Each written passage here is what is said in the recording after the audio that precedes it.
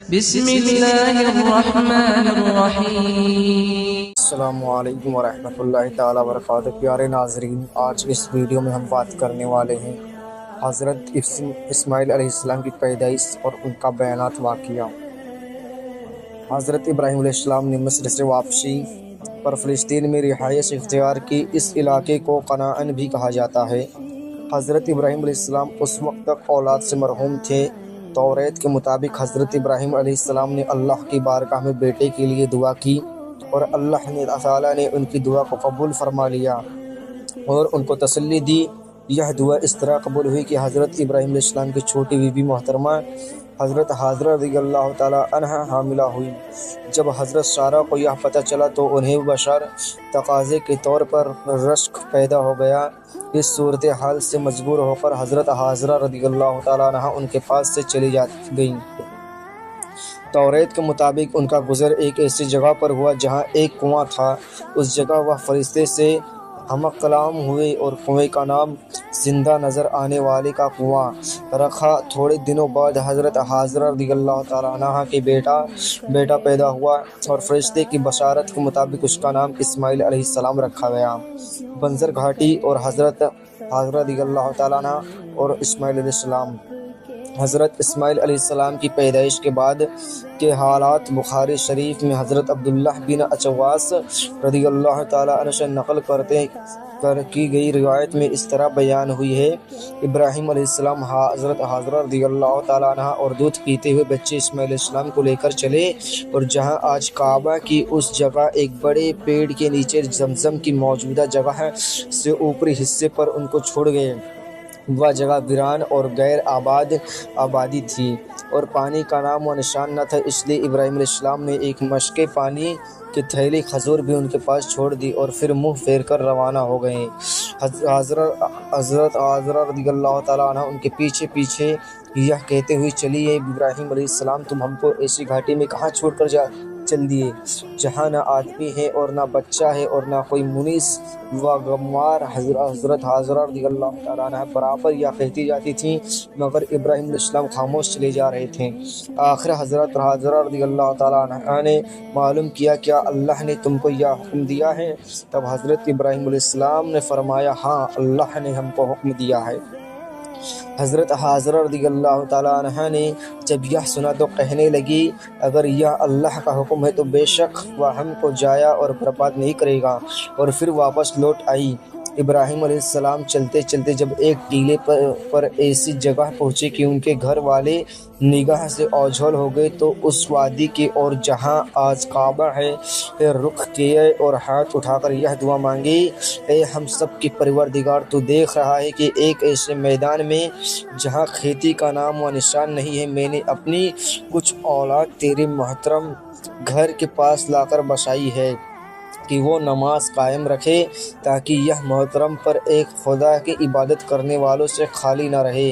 بس تو اپنی فضل و کرم سے ایسا کر کہ لوگوں کے دل ان کی طرف مائل ہو جائے اور ان کے لیے زمین کی پیداوار سے رزق کا سامان مہیا کر دے تاکہ تیرا شکر گزار ہو۔ ابراہیم 1437۔ اب بی بی حاجرہ رضی اللہ تعالیٰ عنہ اور اسماعیل علیہ السلام اس تپتے صحرا میں تنہا رہ گئے۔ بی بی حضرت حاجرہ رضی اللہ تعالیٰ عنہ کے پاس جو پانی اور کھجور کھاتی تھی وہ سب ختم ہو گئی۔ پانی نہ ملنے کی وجہ سے ان کی چھاتی کا دودھ بھی سوکھ گیا اور جب بچے کے لیے بھی دودھ نہ اترا چھاتی سے تو بچہ بھی بھوک کی وجہ سے رونے لگا۔ تو بیوی حضرت حاجرہ رضی اللہ تعالیٰ عنہا نے بچے کو ایک کھجور کی جھاڑ کے چھاؤں میں لٹا دیا اور سامنے دو پہاڑیوں تھی جسے آج صفا اور مروہ کے نام سے جانا جاتا ہے، اس پہاڑی پر چڑھ گئی کہ دیکھے شاید کوئی قافلہ یا کوئی انسان دکھ جائے تو ایک سے کم اس سے پانی تو مانگ لے کہ جسم پانی تو جائے تاکہ بچے کی دودھ بن جائے اور بچے کی بھوک مٹے۔ جب وہ ایک پہاڑی پر چڑھتی تو بچہ آنکھوں سے اوجھل ہو جاتا۔ بچے کی محبت میں وہ جلد سے نیچے اتر آتی لیکن بچے کو روتا دیکھ جلدی سے بھاگ کر دوسری پہاڑی پر چڑھ جاتی کہ شاید کوئی نظر آ جائے اور کچھ مدد مل جائے۔ اس طرح آپ نے ان دنوں پہاڑی کے ساتھ 7 چکر لگائے، کبھی پہاڑ پہ چڑھتی اور کبھی اولاد کی محبت میں نیچے اتر آتی۔ اللہ تعالیٰ کو بیوی حضرت حاجرہ رضی اللہ تعالیٰ عنہ کی یہ اپنی اولاد کے لیے مشقت محنت اتنی پسند آئی کہ اللہ تعالیٰ نے ہر مسلمان مرد اور عورت پر جو بھی مکہ شریف میں حج یا عمرہ کے لیے آتا ہے ان کے لیے صفا مروہ کی دونوں پہاڑیوں کے ساتھ 7 چکر لگانا فرض کر دیا ہے، اور یہ بھی حج اور عمرہ کے ارکانوں میں شامل ہے۔ آب زمزم کا چشمہ، جب بیوی حضرت حاجرہ رضی اللہ تعالیٰ عنہ ان دونوں پہاڑیوں پر دوڑ کر چڑھتی اور اولاد کی محبت اور بیقراری میں نیچے اتر آتی، ادھر بچہ بھوک سے رو رہا تھا اور اپنی ایڑیاں زمین پر رگڑ رہا تھا۔ اسی وقت رحمت الہی جوش میں آئی اور اسماعیل علیہ السلام جہاں اپنی ایڑیاں رگڑ رہے تھے اس جگہ سے پانی کا چشمہ پھوٹ پڑا۔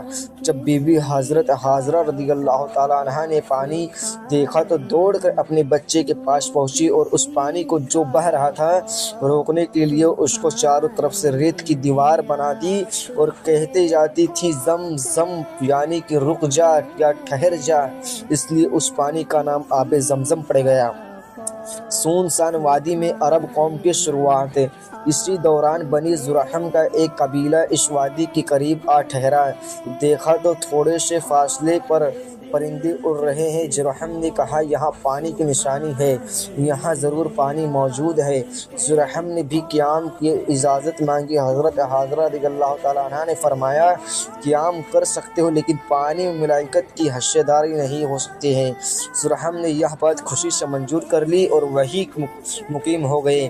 اللہ کے رسول صلی اللہ تعالیٰ علیہ وسلم نے فرمایا کہ حضرت حاجرہ رضی اللہ تعالیٰ عنہ بھی آپسی انس کا محبت اور حساد کے لیے یہ چاہتی تھی کہ کوئی آ کر یہاں ٹھہرے، اس لیے انہوں نے خوشی کے ساتھ بنی زرحم کو قیام کی اجازت دے دی۔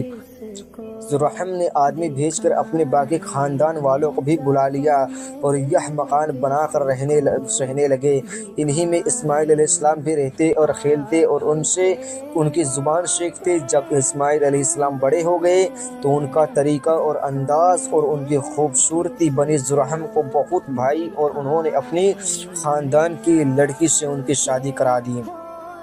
نیک بیوی کا کردار، حضرت اسماعیل علیہ السلام کی بیویوں کے بارے میں اس طرح بیان ہوا ہے، ابراہیم علیہ السلام برابر اپنے بال بچوں کے دیکھنے آتے رہتے تھے۔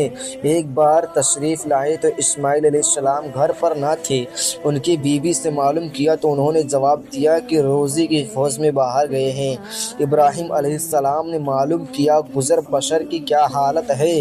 وہ کہنے لگی سخت مصیبت اور پریشانی میں ہے اور بڑے دکھ اور تکلیف میں ہے۔ ابراہیم علیہ السلام نے یہ سن کر فرمایا اسماعیل علیہ السلام سے میرا سلام کہہ دینا اور کہنا کہ اپنے دروازے کی چوکھٹ تبدیل کر دو۔ اسماعیل علیہ السلام واپس آئے تو ابراہیم علیہ السلام کے نور نبوت کے اشارات پائے۔ پوچھا کوئی آدمی یہاں آیا تھا؟ بیوی نے سارا قصہ سنایا اور پیغام بھی۔ اسماعیل علیہ السلام نے فرمایا کہ وہ میرے باپ ابراہیم علیہ السلام تھے اور ان کا مشورہ ہے کہ تجھ کو طلاق دے دوں، اس لیے میں تجھ کو جدا کرتا ہوں۔ اسماعیل علیہ السلام نے پھر دوسری شادی کر لی۔ ایک بار ابراہیم علیہ السلام پھر اسماعیل علیہ السلام کی غیر موجودگی میں آئے اور اسی طرح ان کی بیوی سے سوال کیے۔ بیوی نے کہا اللہ کا شکر و احسان ہے، اچھی طرح گزر رہی ہوں۔ معلوم ہوا کھانے کو کیا ملتا ہے؟ اسماعیل علیہ السلام کی بیوی نے جواب دیا گوشت۔ ابراہیم علیہ السلام نے پوچھا اور پانی کو پینے کو؟ اس نے جواب دیا پانی۔ تب حضرت ابراہیم علیہ السلام نے دعا مانگی اللہ ان کو گوشت اور پانی میں برکت عطا فرما، اور چلتے ہوئے یہ پیغام دے گئے کہ اپنے دروازے کی چوکھٹ کو مضبوط رکھنا۔ حضرت اسماعیل علیہ السلام تو ان کی بیوی نے تمام واقعے دہرائے اور پیغام بھی سنایا۔ اسماعیل علیہ السلام نے فرمایا کہ یہ میرے باپ ابراہیم علیہ السلام تھے، ان کا پیغام یہ ہے کہ تو میری زندگی بھر جیون ساتھی رہے۔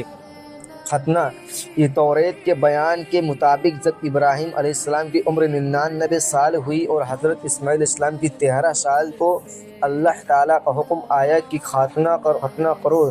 ابراہیم علیہ السلام نے حکم کی تعمیل میں پہلے اپنی اور اس کے بعد اسماعیل علیہ السلام کے اور تمام خانہ زدوں، گھر والوں اور غلاموں کی ختنہ کرائی۔ یہی ختنے کی رسم آج بھی ابراہیمی ملت کا شعار ہے اور سنت ابراہیمی کے نام سے مشہور ہے۔ باپ اور بیٹے کی قربانی۔ اللہ کے مقرب بندوں کو امتحان و آزمائش کی سخت سے سخت منزلوں سے گزرنا پڑتا ہے۔ پہلی منزل وہ تھی جب ان کو آگ میں ڈالا گیا تو اس وقت انہوں نے جس صبر اور اللہ کے فیصلے پر راضی ہونے کا ثبوت دیا وہ انہی کا حصہ تھا۔ اس کے بعد جب اسماعیل علیہ السلام کو اور ہاجرہ کو فاران کے بیابان میں چھوڑ آنے کا حکم ملا تو وہ بھی معمولی امتحان نہ تھا، اب ایک تیسرے امتحان کی تیاری ہے جو پہلے دونوں سے بھی زیادہ ہلا دینے والا اور جان لینے والا امتحان ہے۔ یہی کہ حضرت ابراہیم علیہ السلام 3 رات برابر خواب دیکھتے ہیں کہ اللہ تعالیٰ فرماتا ہے کہ اے ابراہیم تو ہماری راہ میں اپنے اکلوتے بیٹے کی قربانی دے۔ نبیوں کا خواب سچا خواب اور وحی الہی ہوتا ہے، اس لیے ابراہیم علیہ السلام رضا و تسلیم بن کر تیار ہو گئے کہ اللہ کے حکم کے جلد سے جلد تعمیل کریں، چونکہ یہ معاملہ اکیلی اپنی ذات سے متعلق نہ تھا بلکہ اس آزمائش کا دوسرا حصہ وہ بیٹا تھا جس کی قربانی کا حکم دیا گیا تھا۔ اس لیے باپ نے اپنے بیٹے کو اپنا خواب اور اللہ کا حکم سنایا۔ بیٹا ابراہیم علیہ السلام جیسے نبی اور رسول کا بیٹا تھا، ترنت حکم کے آگے سر جھکا دیا اور کہنے لگا اگر اللہ کی یہ مرضی ہے تو انشاءاللہ آپ مجھ کو صبر کرنے والوں کو میں سے پائیں گے۔ اس بات چیت کے بعد باپ بیٹے اپنی قربانی پیش کرنے کے لیے جنگل روانہ ہو گئے۔ باپ نے بیٹے کی مرضی پا کر ذبح کیے جانے والے جانور کی طرح ہاتھ پیر باندھے چھری کو تیز کیے اور بیٹے کو پیشانی کے بل پچھاڑ کر ذبح کرنے کو تیار ہو گئے۔